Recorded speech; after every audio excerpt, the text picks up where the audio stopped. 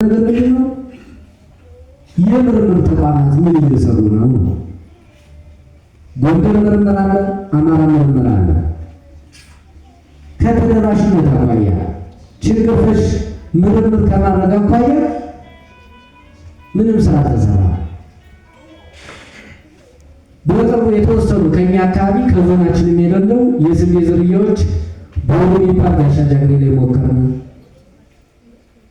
ሌላም ዝርያ ሁለተኛ ስንዴ አምጥተን ሞከርን። የሚገርም ውጤት ነው ያመጡ። የሚገርም ማለት ነው።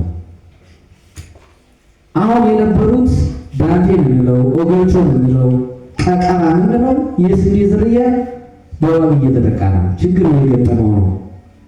እነዛን የሚተኩ በአጭር ጊዜ ድርቅን ሊቋቋሙ በሽታ ሊቋቋሙ የሚችሉ አዳዲስ ዝርያዎች ያስፈልጉናል።